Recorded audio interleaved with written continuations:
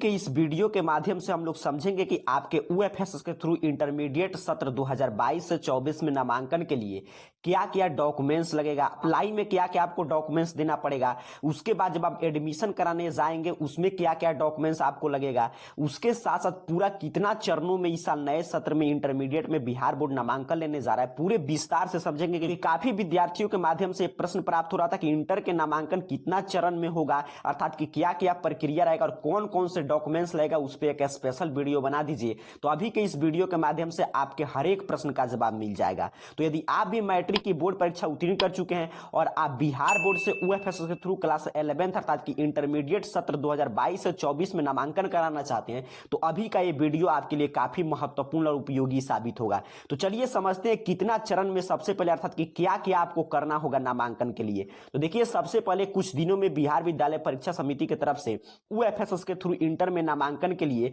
Apply करने के लिए डेट आएगा। तो यहीं पे कंफ्यूजन क्रिएट हो रहा है। तो अभी आप जो भी डॉक्यूमेंट्स हम लोग चर्चा करते हैं वो अप्लाई के लिए कर रहे हैं, अर्थात कि आपको अभी ऑनलाइन अप्लाई करना होगा यूएफएसएस के पोर्टल से। जैसे ही ओपन होगा इंटर में नामांकन के लिए और जैसे ही अप्लाई के संपूर्ण कार्य समाप्त हो जाएगा, अर्थात कि बिहार बोर्ड से जितने छात्र मैट्रिक की बोर्ड परीक्षा उत्तीर्ण किए उनके लिए अप्लाई के लिए कुछ दिन में डेट आने वाला है। उसके बाद फिर पोर्टल बंद होगा, फिर सीबीएसई आईसीएसई के रिजल्ट आएगा। उसके छात्र या अदर बोर्ड के छात्र जो बिहार बोर्ड में नामांकन के लिए इच्छुक है वो लोग भी ऑनलाइन आवेदन कर देंगे, तब अप्लाई ऑनलाइन की प्रक्रिया को समाप्त किया जाएगा। उसके कुछ दिन बाद आपका मेरिट लिस्ट आएगा।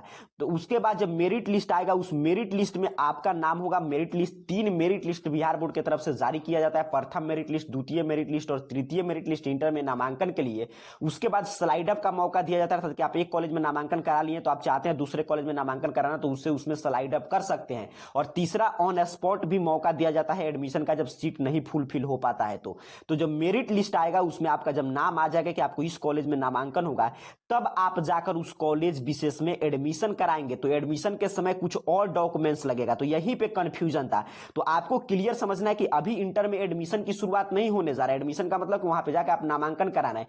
अभी सिर्फ शुरुआत होने जा रहा है नामांकन के लिए ऑनलाइन अप्लाई कर सकते, आप अप्लाई करेंगे। तो अब आपको समझ में आ गया क्लियर कि आपका 3 चरण में नामांकन की प्रक्रिया होगा। अभी कुछ दिन में डेट आएगा तो अप्लाई ऑनलाइन अर्थात कि आप अप्लाई करेंगे यूएफएसएस के पोर्टल पे, ऑनलाइन आपको अप्लाई करना होगा। उसके बाद दूसरा चरण में बिहार विद्यालय परीक्षा समिति सभी छात्रों के मार्क्स के अनुसार और कॉलेज में उपलब्ध सीट के अनुसार कट ऑफ लिस्ट जारी करेगा और उसी के आधार पर मेरिट लिस्ट बनाया जाएगा। तो मेरिट लिस्ट में अगर आपका नामांकन, आपको जिस कॉलेज में नामांकन कराने जाएंगे वहां पे एडमिशन कराने जाएंगे तो वहां पे कुछ और डॉक्यूमेंट्स लगेगा। कंफ्यूजन दूर हो गया। 3 चरणों में नामांकन होगा।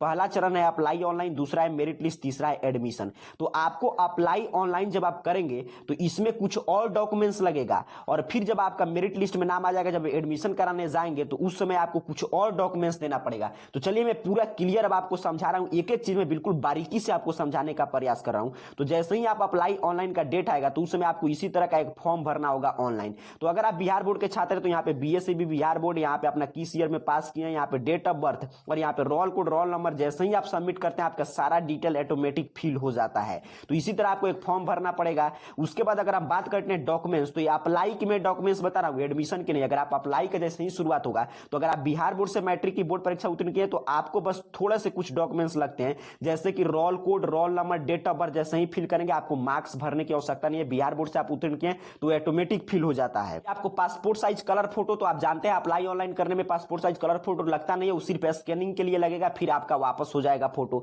मोबाइल नंबर, ईमेल आईडी काफी जरूरी है क्योंकि इसी मोबाइल नंबर ईमेल आईडी पे बिहार बोर्ड आपको सूचना देगा कि आपके नामांकन के लिए किस मेरिट लिस्ट में आपका सिलेक्शन हुआ है। और एक कोई भी फोटो आईडी प्रूफ जैसे कि आधार कार्ड, पैन कार्ड या कोई भी आपके पास होगा फोटो आईडी प्रूफ, उसकी आवश्यकता पड़ेगा। तो ये सभी अप्लाई ऑनलाइन करना है तो इसमें कुछ भी आपका लगेगा नहीं, ये सभी स्कैन होगा और फिर ये आपको मिल जाएगा। और वहीं पे अगर आप किसी अन्य बोर्ड से भी बोर्ड परीक्षा उत्तीर्ण किए और बिहार बोर्ड में नामांकन कराना चाहते हैं तो आपको भी सेम चीज देना होगा, लेकिन अदर बोर्ड के छात्रों को माइग्रेशन सर्टिफिकेट और मार्कशीट भी देना होता है अप्लाई करते समय। लेकिन जो बिहार बोर्ड के छात्र हैं उनको माइग्रेशन और मार्कशीट नहीं देना पड़ेगा, ये आपको क्लियर समझना है। तो अप्लाई की प्रक्रिया आप समझ चुके हैं। जैसे ही इतना प्रक्रिया आप कर लेंगे उसके बाद आपका मेरिट लिस्ट आएगा और मेरिट लिस्ट की सूचना बिहार विद्यालय परीक्षा समिति आपको एक तो ऑनलाइन माध्यम से कुछ इसी तरह देगा, आपका इंटीमेशन लेटर डाउनलोड करके कि आपका किस संकाय के लिए और किस कॉलेज में चयन हुआ है। और दूसरा तरीका होता है जो भी आप मोबाइल नंबर या ईमेल आईडी भरे होंगे उसमें देखिए इस तरह मैसेज किया जाता है कि आपका सिलेक्शन प्रथम मेरिट लिस्ट या द्वितीय मेरिट लिस्ट में हुआ है, किस कॉलेज में नामांकन के लिए